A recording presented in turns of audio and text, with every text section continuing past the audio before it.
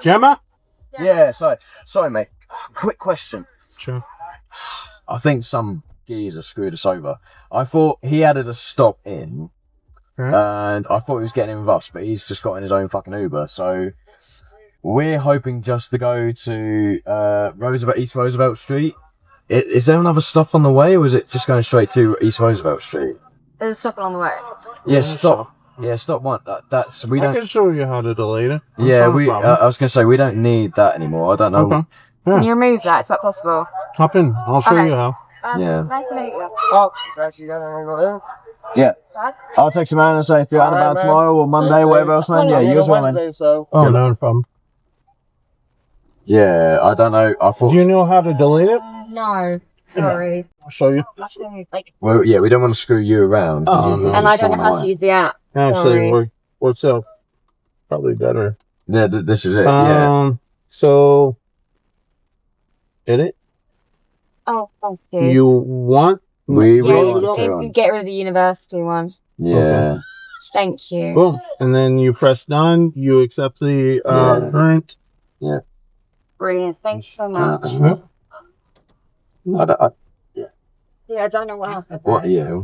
How did conversation? He fucking added a stop into ours, and like was waiting, and he just jumped in around, and then just I don't know when he ordered his own. He just like jumped. Oh no, I thought he had, and then we had a conversation. Yeah. With us, and he's like, "Oh yeah, that's great." Cheeky bastards. And then he got his, and it's just, anyway, Anyway, how's your night going?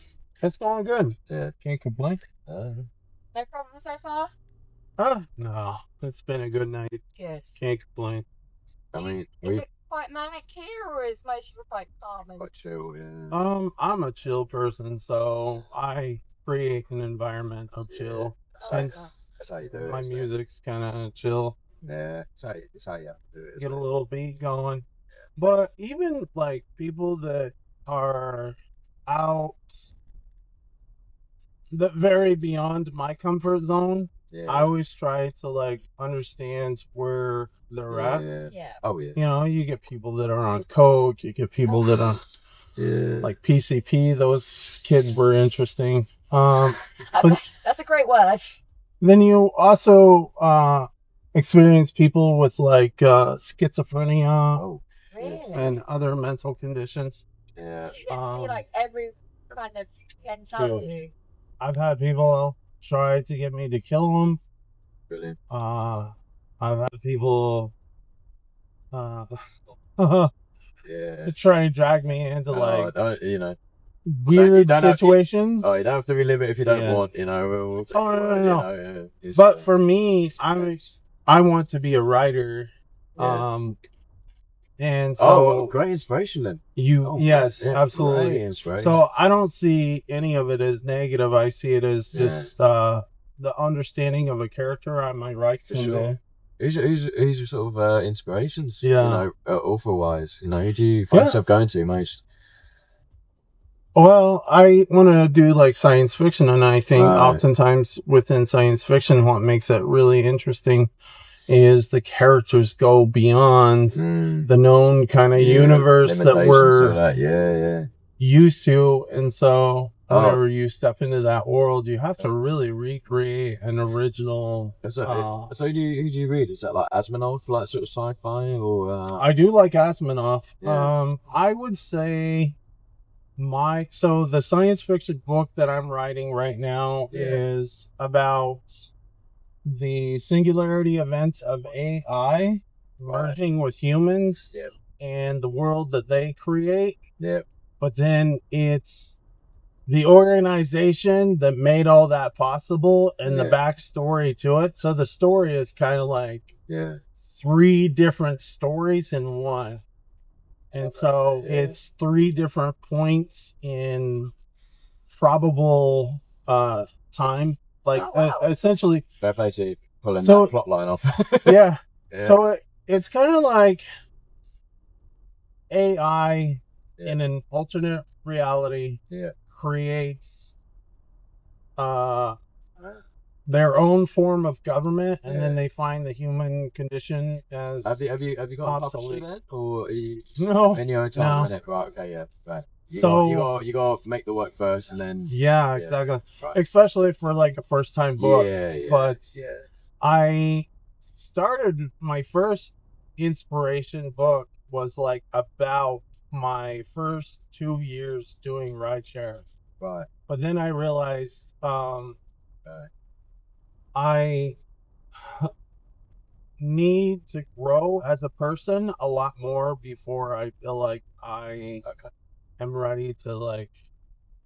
It's kind of like you got to practice writing. So honestly, I've written so much stuff that I will never publish. Oh, I mean, but it's the practice of it. Oh no, good on you, mate. Like I say, Yeah. I mean, I'd love to kind of do the same, but I can never bring myself to even just like write that even something. Do you know what I mean? It's just, well, I tell people, it's kind of like if you want to be a golfer, you got to go out and hit the ball at least a couple hours a day. But it's like that. I must admit, it's probably just from a lack of like. I can't even journal. Like it's just like I don't know if I have any value to add to whatever else. But we're hoping to visit South America after we're done the States, because I love a lot of the magical realism that's come out of like the literature down there, and I just love to see the landscapes. I think that's inspired that, and the culture that's inspired that. So good on you, man. I really hope you sort of like make it. Like that'd be sick.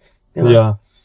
Do you write under a pen name or anything like that? No, I'm gonna use my full name. Yeah. Just because I think that I'll probably do pen names for stuff outside of like my traditional wheelhouse, and Stephen King does that as well. Yeah. Like I do poetry and stuff like that too. So I don't confine myself to just like one type, you got one genre. It's so good, and you got alternate personalities. Yes. Head of an episode. Yeah. But I tell people like I grew up in a family of 16 kids, so I've been psycho. That's a perspective to have. Yes. So I've seen many of my characters are variations of my siblings. You definitely want to be right under. But I've seen the evolution of essentially 15 other people, and then the parents.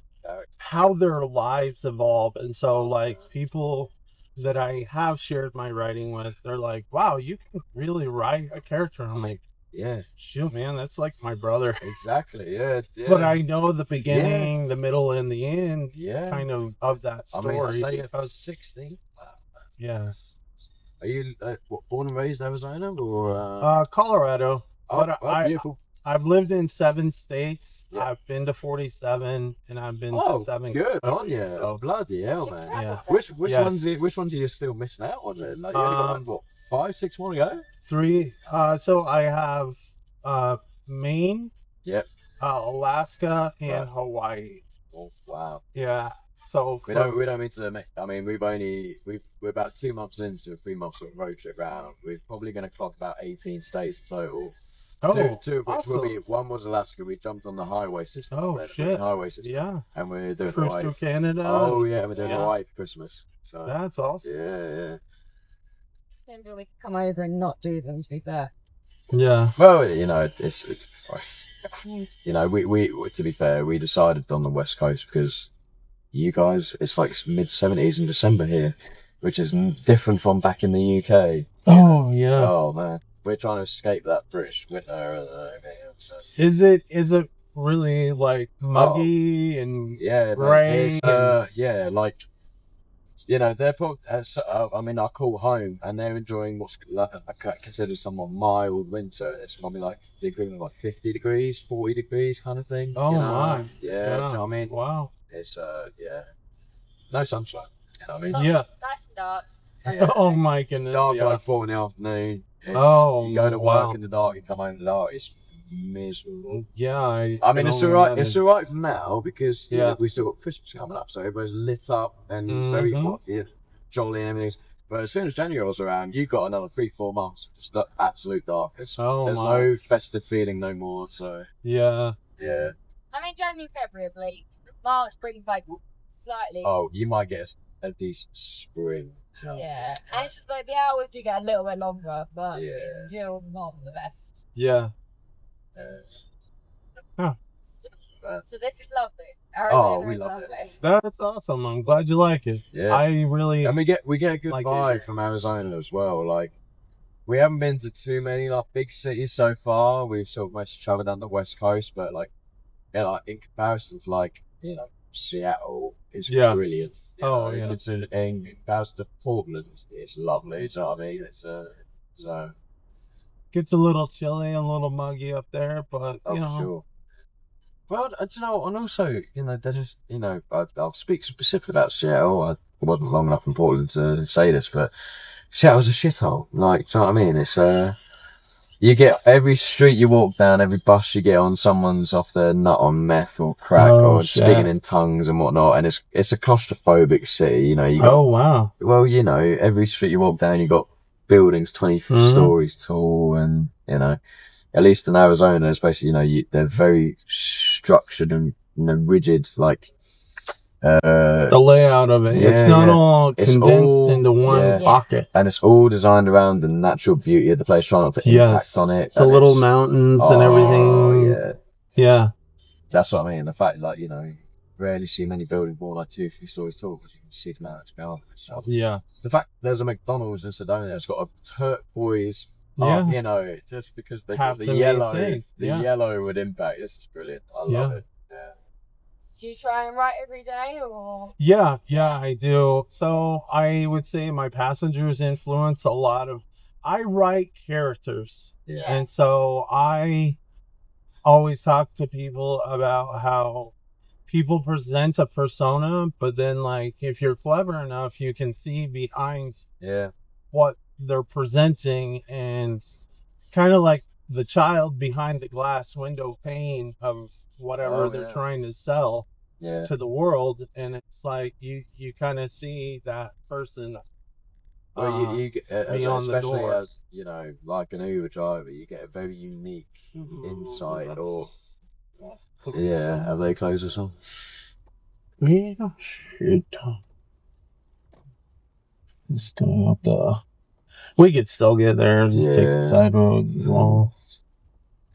But yeah, it's like when you get a very interesting snapshot into who people are, don't you? Yeah. Being driving them somewhere for 20 minutes, and whether they've been had this much drink or whatever, what experience they've had that night, just meeting as strangers in general. Yeah. And it makes it like, I mean, it's quite an experience. It's a lot of fun doing this type of work, because ultimately you're helping people get to where they're going, and then we'd be screwed without you, mate. We'd face a 3.5 hour walk back to much more possible. Yeah. But you also get an opportunity to help people. Like, I've had plenty of people going through emotional distress or something, and then you just offer just kindness. It's that very singular relationship. Yeah. You enjoy first say like that. The time span of a ride. Yeah. Well, I think the freeway's open. I'm gonna flip it. Yeah. And then we'll just hit the freeway. I was afraid maybe the freeway was shut down or something, but it's probably because they're doing construction. That's the 143, and on the weekends they tend to do construction. Really, on the weekend? Yeah, okay, well, but they should be wrapping up the whole project here in the next couple of months, but it's been like a 2-year project. Oh, it's the same in the UK, mate. It's like, the roadworks that were meant to finish like a year ago are still going on. Oh my, You end up commuting past it every day for a year and seeing no one working on it. You're like, brilliant. Yeah, it's like, that's the main road. Good to know that's where my taxes are going. Yeah. At least, hopefully, someone's being employed. Yeah. But no, I really like this, because I tell people, like, I could make $300 in a night, or I could go out and spend it. But honestly, I'm gonna have a better, more honest conversation with someone doing this than I would as if I went into a bar. Oh, sure. And so, like, because you go to a bar, there's an indeterminate amount of time that you're spending with someone. But in a situation like this, like you and I will have 7, maybe 8 minutes. So we don't have time for pretentiousness nor just, nonsense, I guess. Oh, yeah. You're kidding me. Ooh, look at that freeway. Yeah. Okay, maybe we are not taking the freeway. Do you think Ooh, is this something crash it or? well, this is an accident. I've already driven past this. Yeah. But I didn't know they had a freeway shut down. But I mean, considering they shut down the 143, if it has anything to do with this, then it's pretty serious. But the accident that was here, it looks like it's already cleared up. So what we can do is we're going to take one of these I mean, you know, roads you know best, mate. We're less than 24 hours into Phoenix, so we're probably where we are.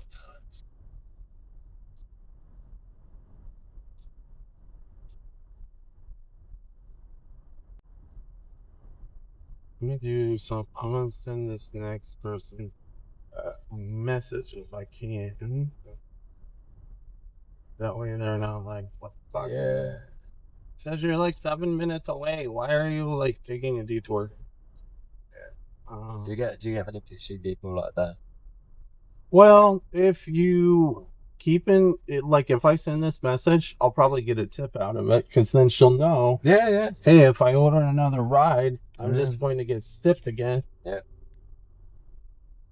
The 202 is shut down and it's backed up, so I'm taking the side roads to get to you. Comma. Thanks for your patience. Period. That's good. That's all people need. They just need Yeah. to Communication. Yeah. Communication can pretty much solve any conflict. Yeah. You know, back home in the UK, like I used to work like admin in our NHS healthcare system, and specifically dealing with people going through the dementia pathway, so waiting on testing and diagnosis.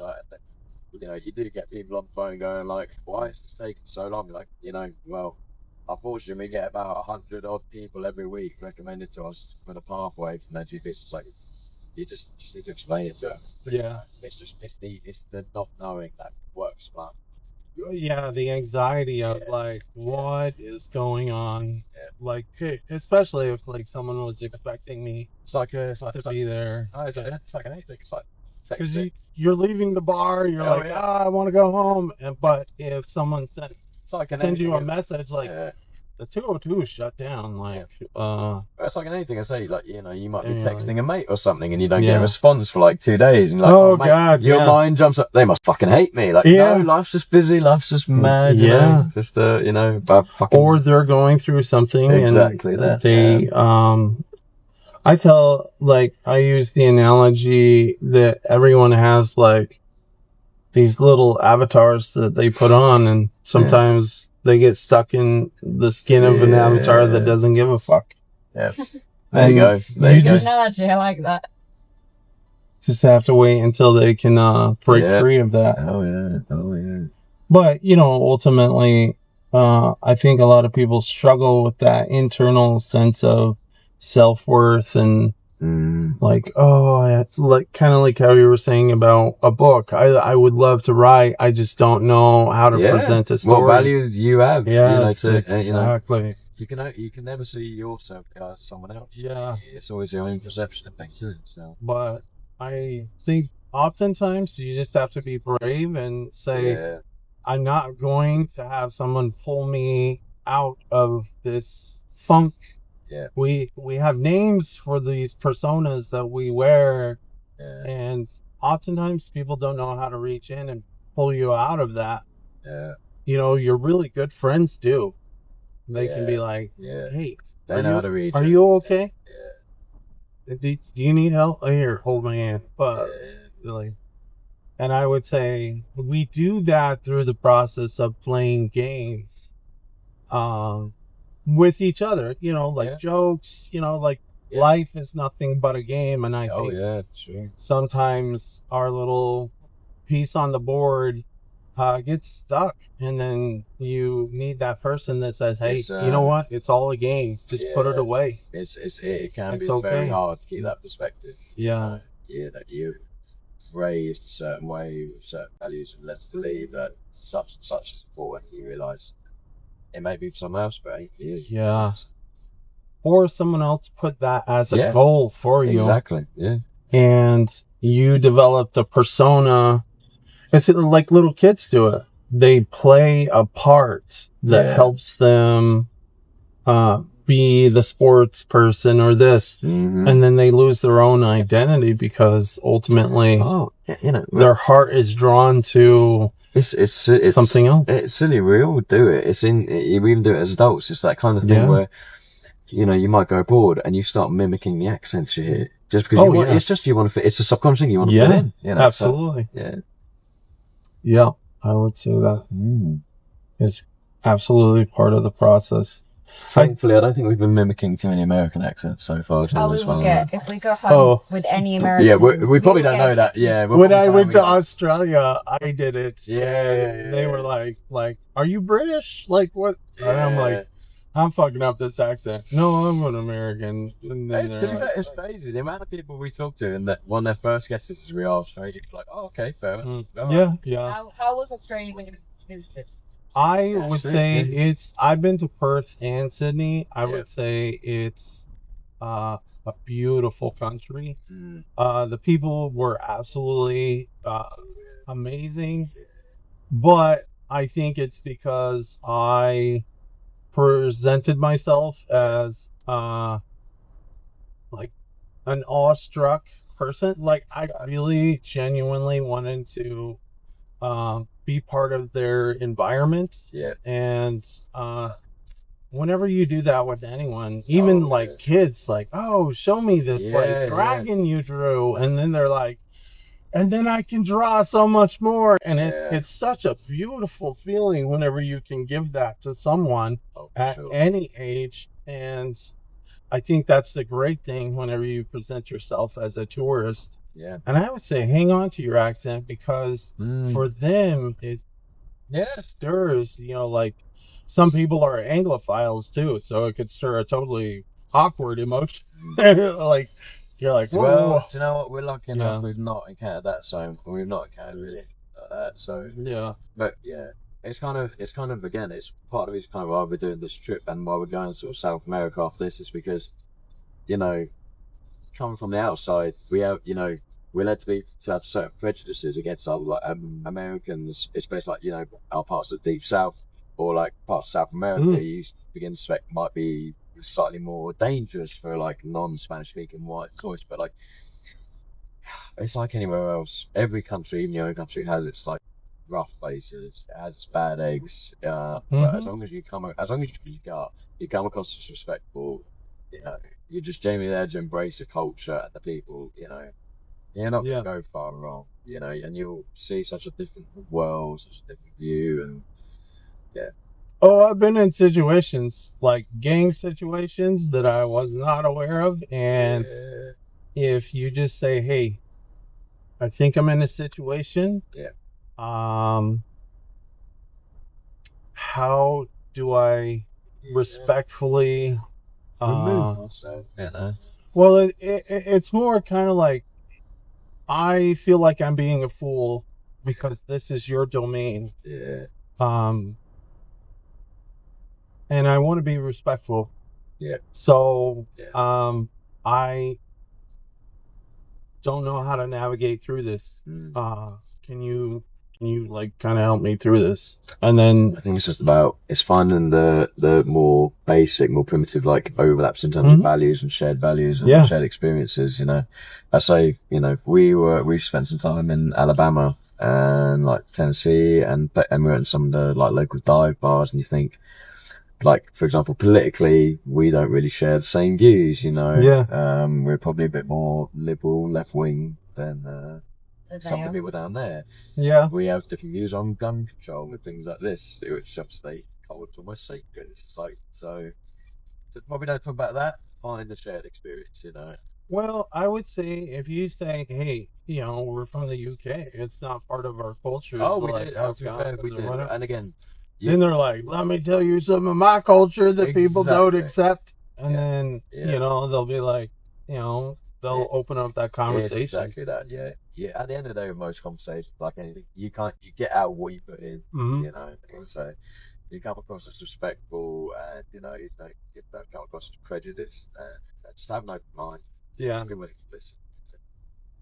One thing about the South, whenever I was stationed there, is a lot of those people are really good people. Even the ones with inherent biases, I guess is the trick word for that. Yeah.